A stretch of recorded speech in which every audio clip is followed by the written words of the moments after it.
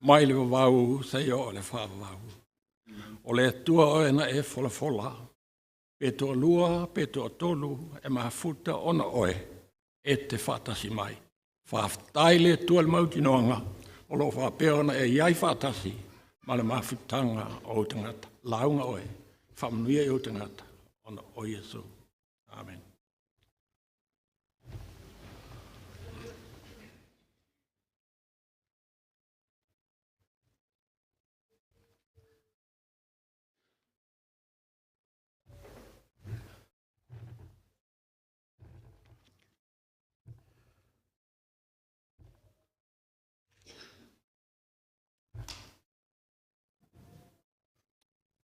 Oro se taulanga na alofa mai foi ia le sunga ia palema o yo ila fo yo lo mau mai o le tino o ia alofa mai ma fo ai mai le taulanga mo le mal malu e se lau lima utala ia tauni e fa manuia le tua le sunga ia palema ia o fenga mai ne il fa malo longa ale tua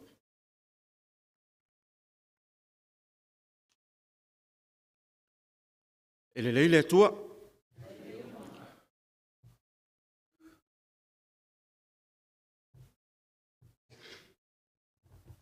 auto mai e auto o ona umalava aiova fa manua tuia auto ia aiova auto o e tutu ile fale o iova ile po ia auto si ilunga auto lima ile malu malu ma ia auto fa manu watu ia iova e fa umatia mai e iova ia te oe mai siona o ia na faia le langi atoa ma le lalolangi e pesele masaina usuina e tanto chorus full I will sing and praise the Lord.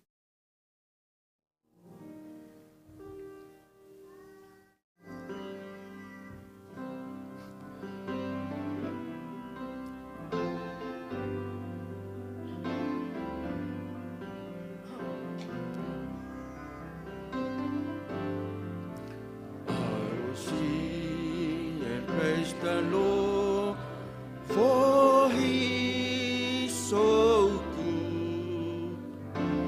He is so good to me.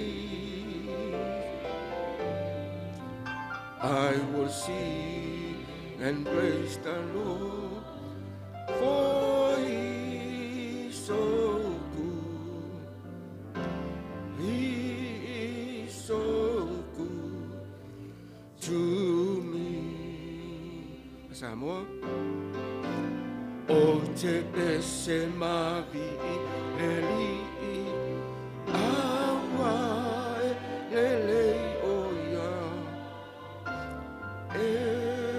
lele oya ia te au o te ese mavi leli awa lele oia lele oia ia te au. Amen. Ele leile tua. To tele ni so tātou o loo maua I mai o tino. Ni tu tono ainga o tu tono fale mai. Nisi fo I hala mai le tai au. Ni lope ala fai mai ni tai au. Ai hale wa tato I tono lon mal mal. O nisi fo lo mai mo mai lunga o penga ta fai lang. Ai fa tai le lo fo le tua. Le na tato suina le pese mal vi inga tato te vi I ai lo na lo fa lo na ngale. Le na fo I va yaso lo yaso na ma vai atu. Sa fenga I fo I le matanga ruenga. Le fatu nga ruenga. Ta mama tina ma tutua. Kali tonu sa matua fia.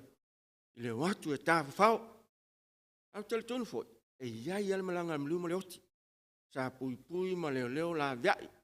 Ia ila tau. A le o tātou wa ai fo'i le au mātua i ta māmatina mātua i tono lona malu. E whapena fo'i lātou o lo mai mo mai i lungo penga te whailangi. Tātou te vi i aila ma whaafetaia le alofa ma le anga leo le tua. Le o ato o toa fo'i malos. Ai whaafetai ma vi i le tua. Nā te leo tu ulafo ina i tātou. Ia leo tau sila mai. O lo mātou i lunga nei ma le sunga le tuina ia semi Kuresa. Tuina matua o tātou e kālesia fo. O le awala mai eise fe au le nei tai au.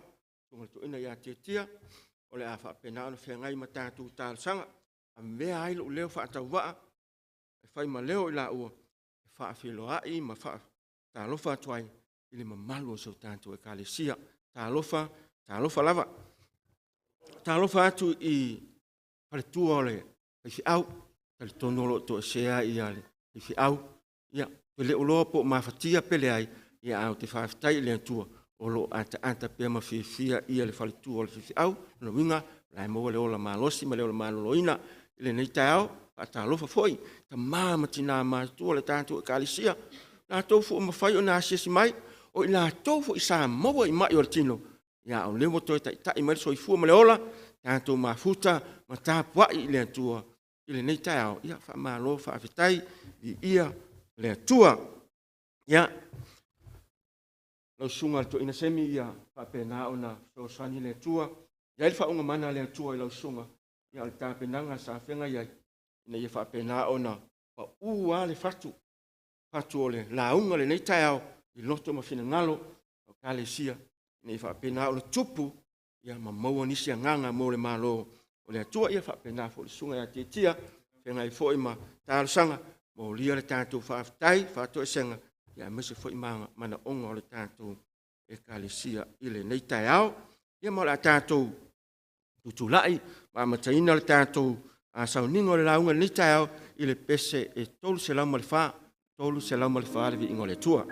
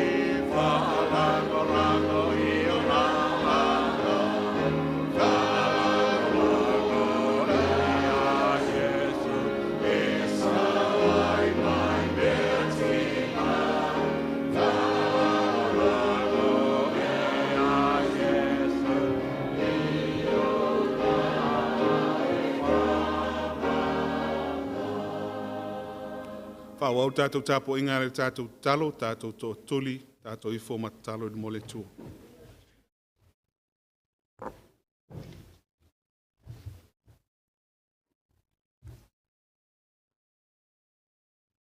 Ua monima whamaoni upone nei vi inga sa mātou langi whitalia i nei tū la tai au. Sa mātou whalangolango atu, i a te oe lo mātou tamau le langi. Ua pau lea o le mafuaaga ua mafai ai ona matou aulia mai ma le manuia ia lenei taeao matagofia o lou sapati ua e maia mo i matou. A o matou vevesi i fuafuaga faalenei o laga lenā vaiaso o tuanai atu. Na ia matou whanau tonu a onga o matou matua i tonu galuega.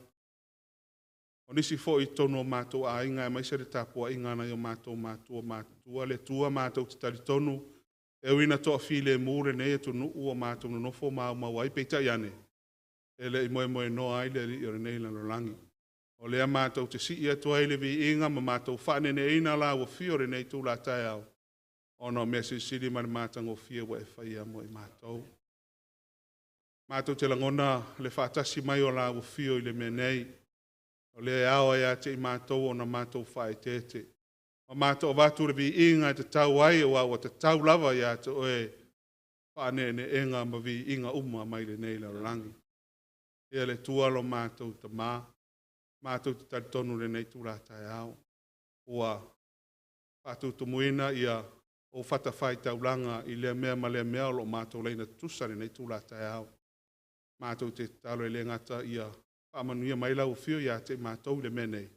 Ae atoa uma foʻi ma lau fanau faatuatua uma lenei lalolagi o loo matou leina tutusa. Ia matou talo le atua lenei tulataeao ua e silifia lava o matou manaʻoga e masani ona matou tuuina atu luma laufio. Peitai ane matou te talo atu pea ma ole atu pea i laufio e pei lava ona e fetalai Iesu i lau tusipaia. Le a se mea matou te mananaʻo ai ia matou wole atu e lau suafa. E na ia tuuina atu luma le tamā ina ia faia mo i matou le tua wale aunoa na matou tuuina atu. Na ia matou aiga e kalesia o loo faataotolia e le gata o tonu o maotagase e faapea foʻi tonu aiga. I faigatā o lenei soifuaga e le gata o faafitauli e tulaʻi mai ae faapea foʻi ia le tulaga matua o le soifua ua iai nisi o i latou. E le tua matou te lafoaʻi atu ia te ua naʻo oe te silafia lo matou lumanaʻi. Matou faatuatua ma faalagolago atu ia te oe te faia vavega. Ina ia te whaafoisia malosi ia whaia pea lo finangalo. Ae leo le matou whaatauana. Watu le tua wa e silifia fo'i ia lau e kālesi o ta ape masara lawai i tu e fiore nei la rolangi nisi o lo iai whaatasinga i tono ne tunu le ngata fo'i leo lau au na manesi i nā tunu e mamau o no fuanga whale kālesia. E fo'i nisi o le matou e ngai kālesia le sunga taitai manisi fo'i o lo malanga fo'i o no whaamarolonga fuanga whale ainga matou te talo atu ia te oi. Ina ia toi taita ina saonga le mo mai nātou i la loifo o lo matou a inga nei. Ia le tua matou te talo whapitoa mo lau whi au le nei tū la tae au. Ta au ni mata pena lau o auna toi ina. E fola ma whaasoa mai mo i matou le areto le ola. Talo ati ia te oi na ia whapeona ia o whaamianga ia te ia. Whaamanatuna ni suenga whaifo i le ngangana e whanau i le tuasu. So sani fo i la matou whaalongo ina ia matou whaalongo malangona. Ia matou fo i atu i lau fio wa wala talata. Te le lau toi fo i whaalua mai. Ala matou talo le a toai ma talo lilo i tono matou loto taito tasi. Ia whaia lava iei lo fina ngalo. Ai le o matou loto. Ona o lau lava soafa Yesu ua matou wole. Mata talo tuai nei. Amen.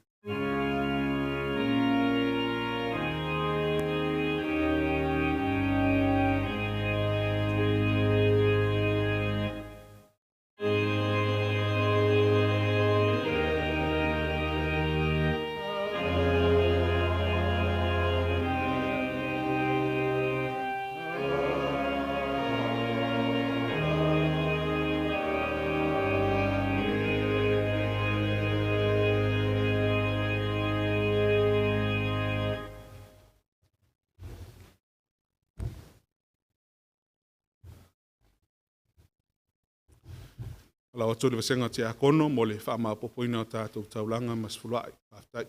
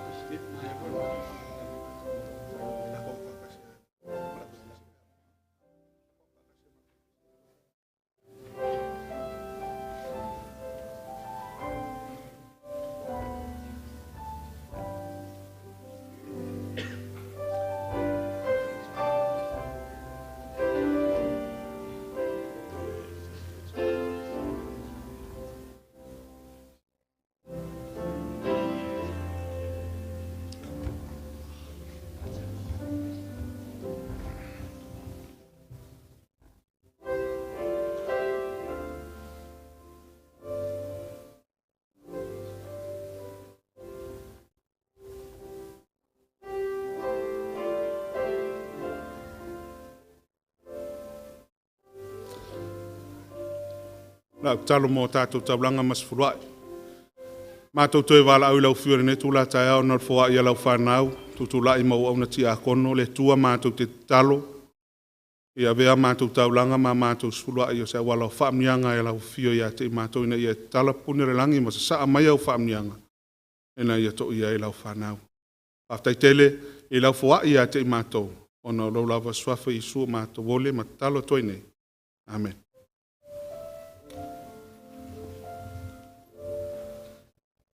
Be ngai lua tātou Sauniga, pe whaktoa le Saunia le tātou talvau.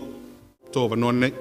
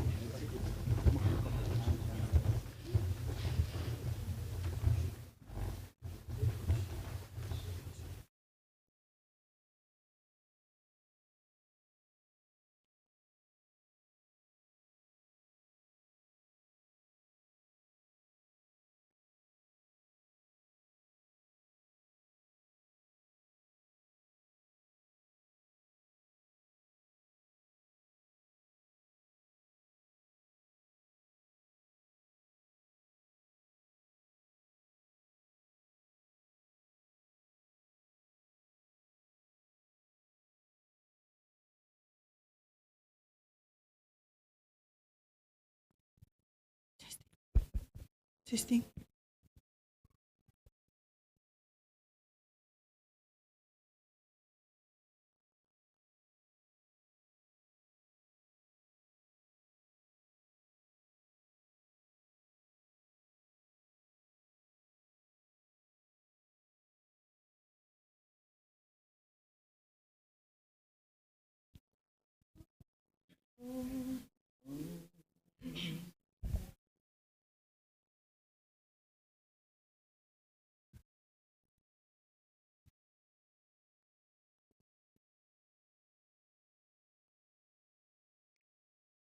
All these chains will be broken that have held us captive long, and the Lord Himself will say, well done.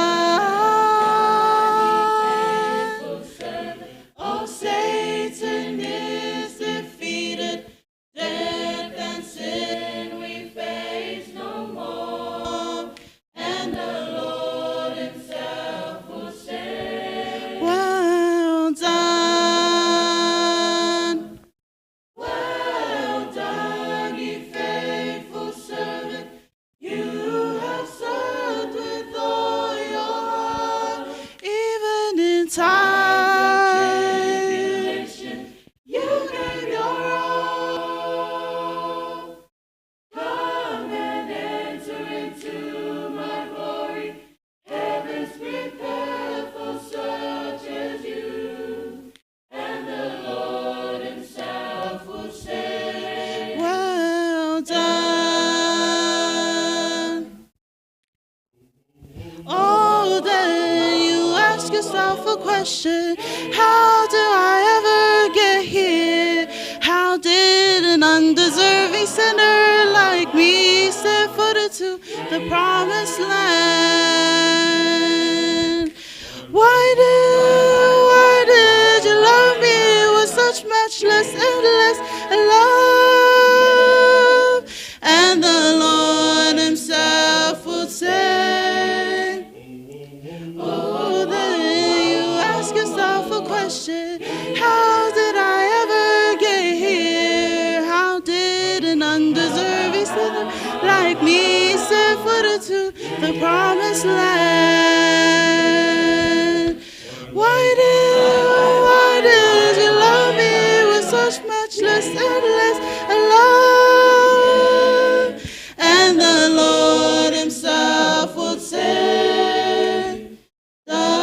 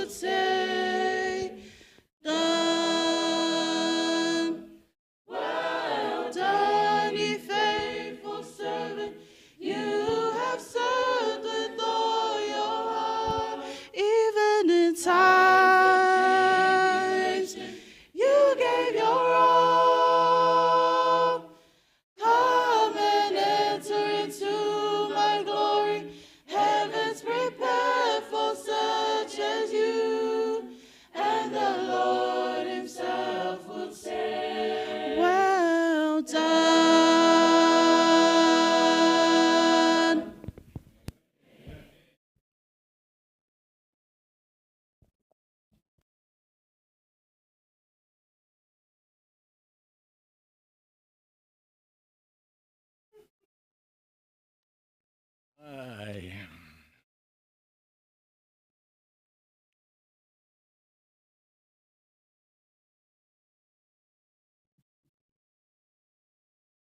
Moa ona whaftai au so au auna. Sai mal whawhelo inga matango fia na whapea ona Sauniga sunga tua ina. Whawhelo ai roto malu, mais fo I mātou. Whaftai sunga tua ina ya tia mo tarusanga mo lia ilu mo le tua. Tātou mauria me fuela nei asola sapati manuia. Whaftai ala utalvau mo le pese matango fia. Whapea ona tau tāpena ma Sauniga ana ia am se pese tasi ia wa umalaunga. No launga na. Ia whaftai le sunga ia whaftai. Mo le tāpena no pese. Ai, wate te ini tātou se talo. Le tua. O iei luma o tangata nei tai au. Angalei mai. Soson mai. Ina im whaiona o awatu nei. Fe au mo o tangata. Au mātou mawalewa noa. Whaftai lo whafunga mai o Yesu. Amen. Sa il pesa no mna o e pesa I taimilea leilo inga pe pesa au talpo. Ana il pesa no fifi o pesa no fifi o pesa le ono sumale lema. O lo ye fape nei ta o mai a te au le tala ia Yesu. Ta o mai a te au le tala ia Yesu le kalesia. Le o ta o atu la au talpo ia te o tau le tala fa tau ia Yesu. O se Yesu es el lei. O se Yesu es el alofa. Tala fa tau ia Yesu. Tātou maua mai ki nese tolu whai pusuma lima whamau a whanau le tama. O tau māramalama lei I le tala I a Yesu. Ala a tātou wawa ai I a Yesu ina o a vea ia o se tangata o mantua. Wa le tala I a Yesu pe ona tō mātou reina. Ina o whanau Yesu. Na whapena la matia ina lona soifua ao pepe lava. Ina ua atu tangata e asi ai manao le tupo he rota. E whiha halfo I e asi ai. Na whaali la angelu I mākoi a walu mai fo. Ao la I titi lava Yesu. Na whai atu la angelu I a Maria me Josefa avel tama e kupito. Nofo ina se I umale tota mai o he rota. O na fo I mai la ia.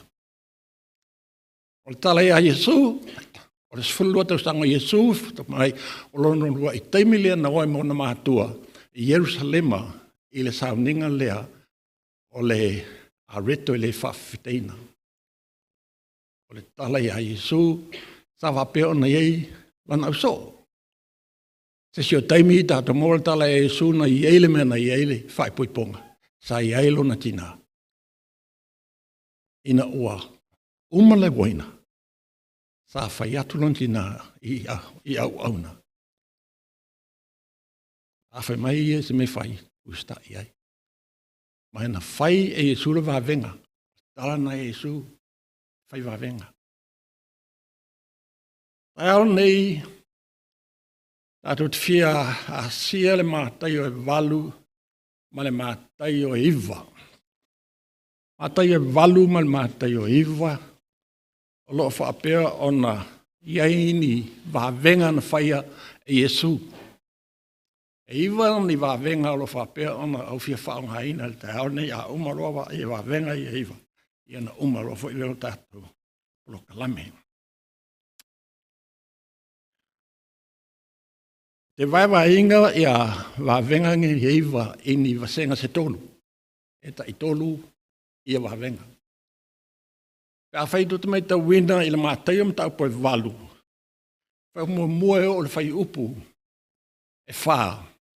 O lo I ei le wawenga na whapea na whai e Yesu I le pela. Tau malama lei I le wawenga le na whai Yesu I le pela. Ai o te whia taila wai le hitu I le pela. O le pela, o le tangata ua tu la foina. O le tangata o le talia ina I tutonu o le mei mafutanga tangata. O le pela lea. Ai no sau ia Yesu. E lei manantu Yesu ia tulanga me ole le pela, ole tangata e le taua. Ole tangata ua la foina. Na tali Yesu e tu sa malmana onga le pela. Tau fai tau, ile wa vengalo na lua. Olo ia ile mātai o lava le walu fai upa lima o fai upa sumal tolu. O le au auna a le taitai au. O le fita fita. Na saul taitai au nei ia Yesu. Ina ia wha malolo. Lana au auna. Au tau malmana ma le tala na ma ofa Yesu. Ile wha tua tua o le taitai au nei. E tusa ma la. E la flafa inga. A oai le fita fita. O le fita fita, o le fili. O le iaio fita fita Roma i te tonu o Jerusalema, o la tau i o le fili, o le nu o le tua. Ai ui lava o le fili. Sa le whaeloinga e Yesu. Le fili. Sa nga lue lava Yesu, ma fiso soani manga le lei. Ia i la tau namna mia le fiso soani. Hei pe sul fama le suma limolo to moile fata. Le va venga na fai Yesu i le a tina o le a va peteru. E le o manino mai, ai furinga mai o stangata e tali tonu e le ato o tolo na tali aina o Yesu. Mai o tangata na i to tolu peo na i vaenga i o fata oto i e tolu. O le tangata o tu la foina, o le tangata o le amana i aina, o le pela a sau e tu, a whai o me tangata tu le pela mo la au le mama. No mea wheo e sawa wali ma o tangata. A tonu le whaalongo Yesu o wala au le pela lea. E le mama. E na maua le vano le pela. Mai a tangia i a Yesu mo le whaamalolonga. Mai le a vea le pela. Ma mea e alo e sa Yesu. O Yesu na. O le tala i a Yesu. O le tangata e tāua i a te il tangata wala foina. Ma le tangata wale amana i aina. E tāua i a Yesu le fili.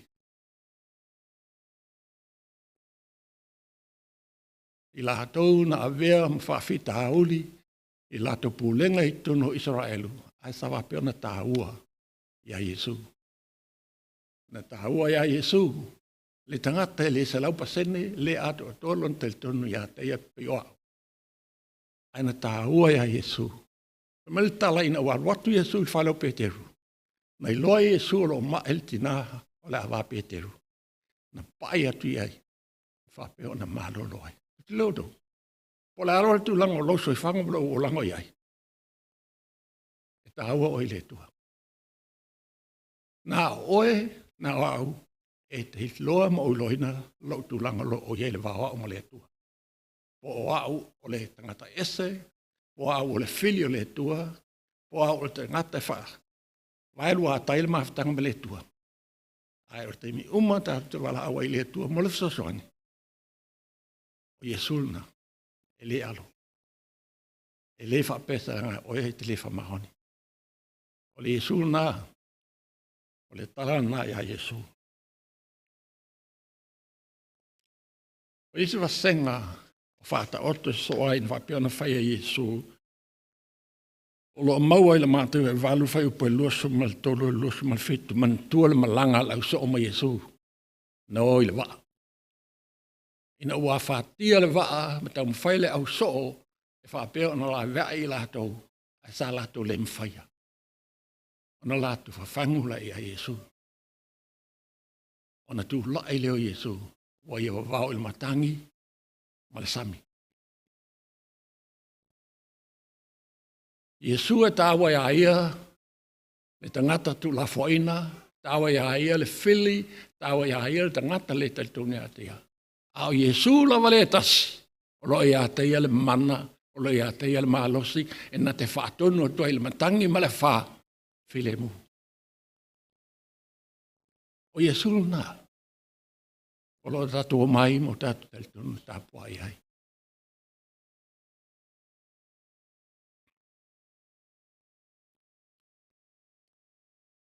Mata yo valu lo sumal valu to sumal fitu lo ia ile si va vengan fa Yesu.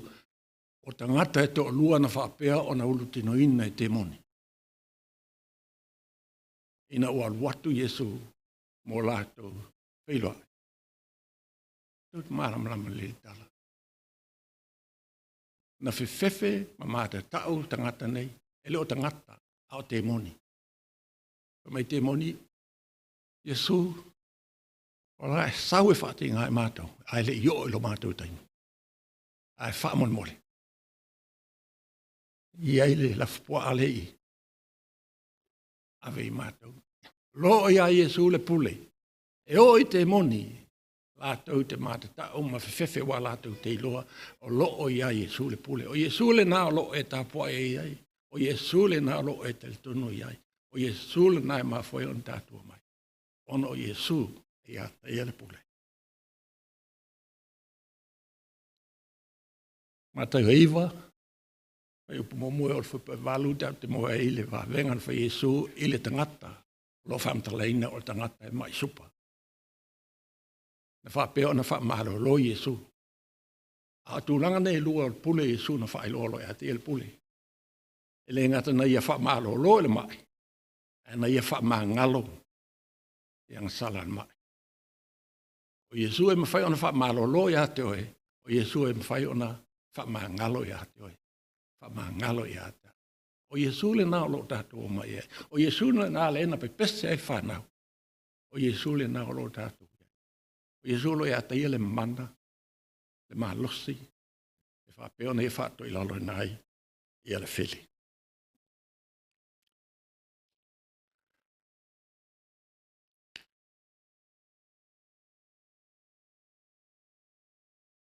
Senga e tolu muli fiata e lau wha ai, o lau whapeo ona iai. I le mātai o iwa, mai upe se fulu walu, se fulu iwa, lu fulu walu se lu fetu. Tala lea, o le tala lea tangata o Iahiro, le sau i. Ai taluai una ua halu whamtanga ia Iahiro. Na sau ia Yesu, e mana amia whai mailan tala ua otilo o awhine. Sau, whae o lima ina i e toi ola. Ai whai meile whamatalanga, a o alu le solo Yesu, ma Iahiro, ma le au so, la tau te o le whale o le tangata le whatu. Ai whai meile tala, na ilmen tupu. Na ilmen na tupu.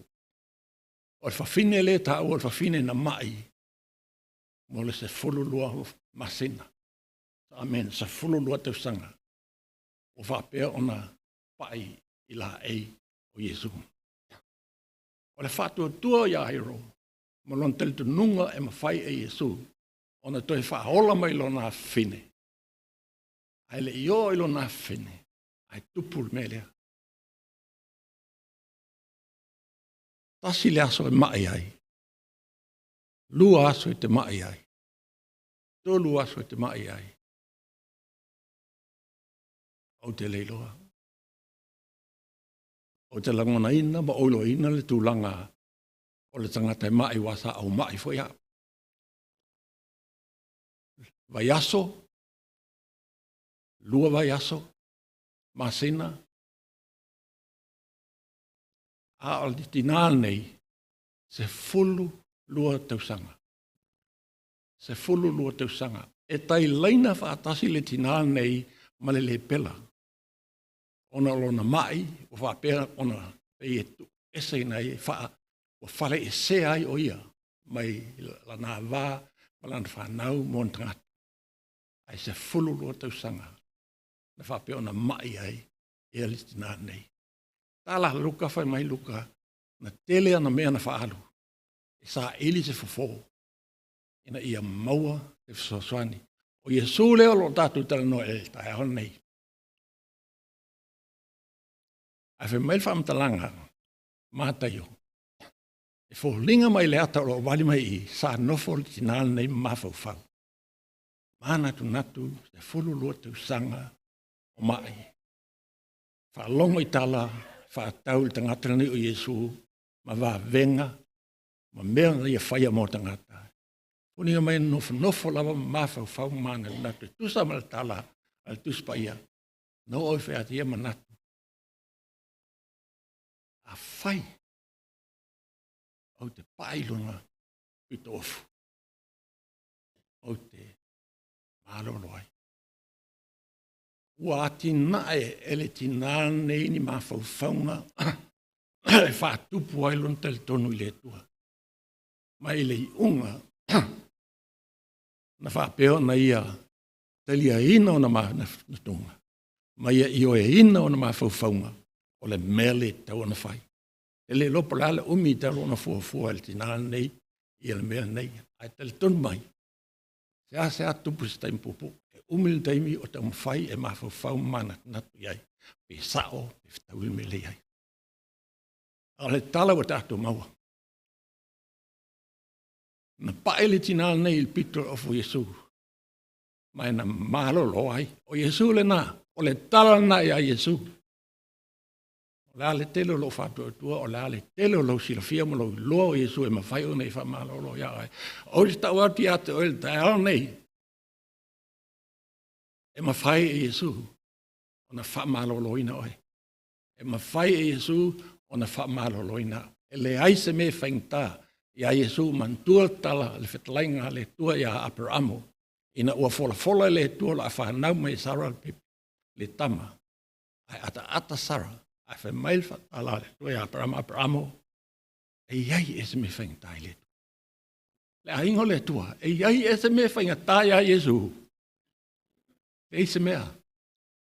Le ese me whaingtai ia Yesu.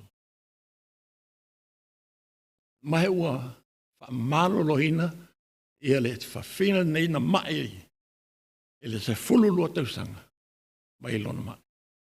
I know some of us silly atu le umi. But hold on. Lo sawa alfa malo longa a Yesu.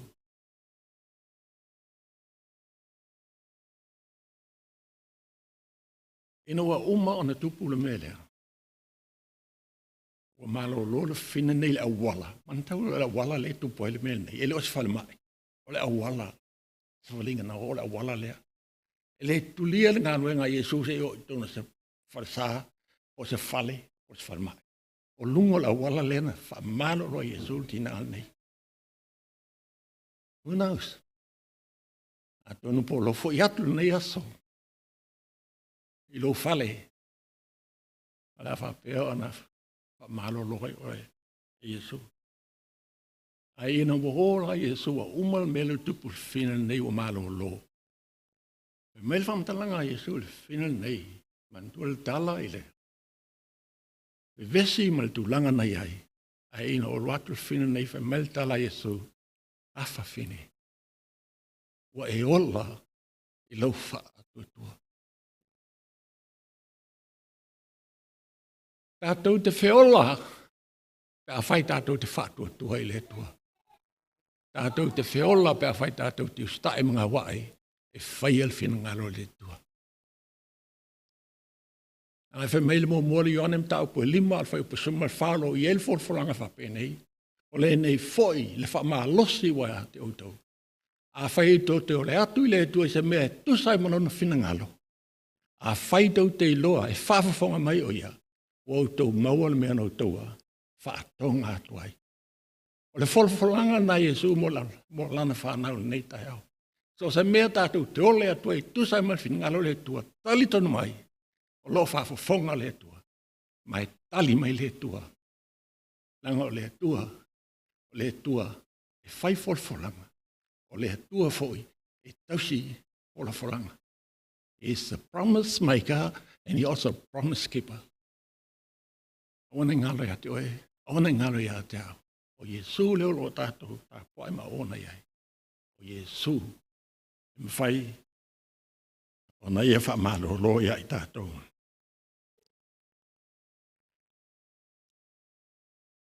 Le, wa venga muli o le tolu muli o lo mau le mātai o iwa whai po lua sumal fitu o tosu mal tāti, tosu mal tasi o maa. O le pela e to lua no mai a Yesu. No mai fia malo lo le fasile Yesu. e te lua whātua tua ea, e te lua tali tonu ea, e mawhai ona o wha malolo ina urua. Me la tala, i oe, mā te iloa, e te mawhai. Le ainga le tūra tai hao nei. Do you believe God can do that in your life? Do I believe it? O le whesili na e whesili mai e Jesu ia te oe maa tai hao nei, e te tali tonu. E tali tonu e mwhai Jesu ana whaial mea nā mo e maa. I believe e mawhai e Jesu. O le al tu langa lo lofta ia. Le al tu langa lo mafta ia. E le ai se mea whainta. I le tua.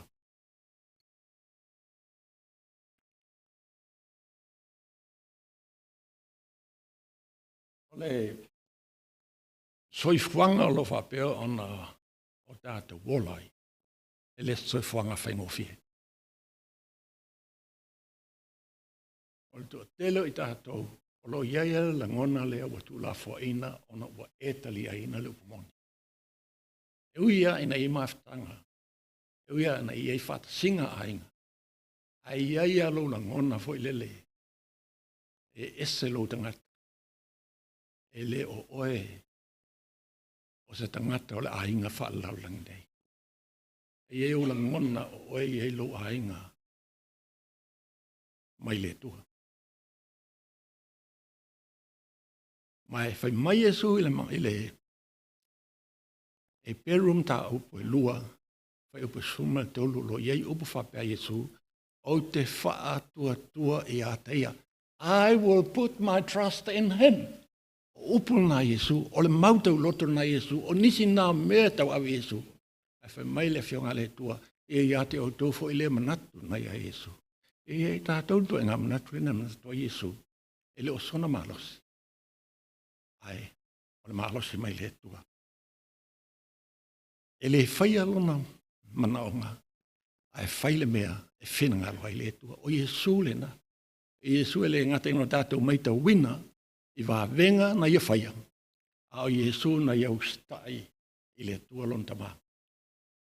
I toi taimi o Jesu ngā e atua i le whamisnonga. Tātou te mauai. Le iei o Jesu i le whaatoanga i ke tamane. Ma te talo a Jesu ina.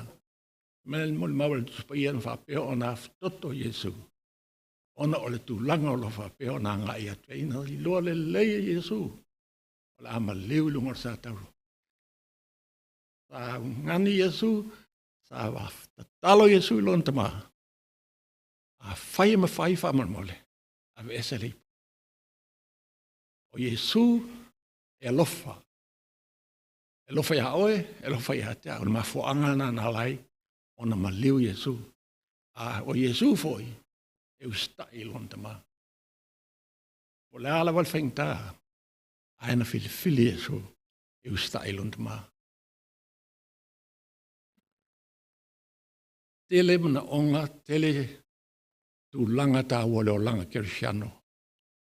E whapea, whatua tua, tele tonu, whamahoni, quality is a little leo lang kirsiano. But I like le upule tasi. Ustai. Ola is yo lang ustai. Ole molianga na le tua ya atamu. Ole molianga na le tua ya atamu ina wa fai le tua fai unga afa snanga ya atamu fa mai fam talanga le tua ya atamu. Wa e usitai le upola wava. Ai wa le ustai le upono fa. Lau talo, au tātu iel ni vai tau leo langa. Ma le telo meo lo whapeo ona, whi lafi mai, i o tātou ngā wai mosta i le tua. Young people, leo tau, folanga, ma wā venga na whai le tua, o lo whapeo ona ia a mai mo i tātou umalawa, ai mahi au tau. O le whina ngalo le tua, numera tasi. I o dato mawale langi ma le olai whawau. Ai le whapea ai, e le tāua i le tua, launga luenga i le olanga nei. E mai Jesu, i o tau mo i sa eili malo le tua, Ona whaapopo atua ila ia isi mea ia te o tō umalawa. A whaia te whia poto. A whaia te whia a ta maima e whia. A maua lunga lau susu e ngamale a onga kia ai. Tali tonu mai. O lo i le tua mea umana. Pau le mea e mwhai ona tātou whaia. O tātou ngā waai mausta i le tua. Ina o maliu Yesu i lunga sa taro. Na maliu moa. Ono o wangasala. O dile loa. A lo tel te nunga na. I can't including you. Ai ina o maliu Yesu na maliu mo o wangasala. E uina o le iei taimil na. Ai ho o mal ta heo nei. Ai no. Na maliu Yesu. Ina ia wha mangaloina. A wangasala. He paid all. A wangasala. Ma wangasala. Wha umal tātou. Ta upun nei tula ta iau. I le pese o lo whapea ona iei tono tus pese. Se lau fas fumaleiva. Lau fas fumaleiva le pese.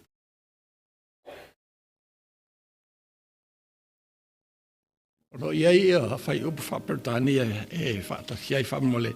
A te wala unei tātou mana natu mawhawhau. O Yesu lea le tala ia Yesu. Mailo na whana mai. Se o mai taime nei. O leo lo iei le whamoe moe e leo tui mamao. Ai a whio whaatino mai. Ai mana o mea e Yesu o e maa. Ina ia ta tala lu whinangaro. Ta tala lu lot. E whaafio mai o ia. Ile te hao nei aisea. A wāna ia whaatauina i tātou. Nei e tungina le tau. Mua tātou angasala. O whapea ona. So loia i lalo le pā. Na whapea nāti nae ona o le angasala. Ai maua lewa noa. Tātou te tāwa wali atuai. I le manuia ma leo le whawau. Because Jesus pay it all. Tātou tu lai whatasi mo tātou langina upu matango fie. Ole vi inga o le tuha.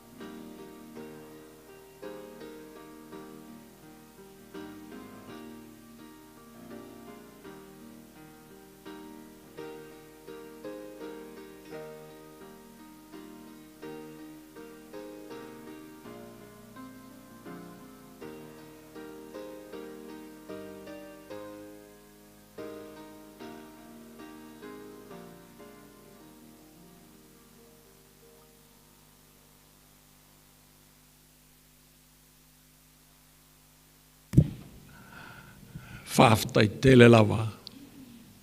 Mo Iesu lo walo. Lena ia tu ualo na mamalu uma ele langi. Aia fio ma ni laulangi. Na e wha ofu ia teia i se tino whapitoa. Ina ia soi fuai ele nei laulangi. Whaftai ile hawa onga o ngā ruenga le leina ia whaia. Ai mai se lona wha maoni, malauna ustai atu o ele ie. Tau ina ia o mai lona soi fuai ai mātou. Ine o mātou wolai ma muli atu i lao fio.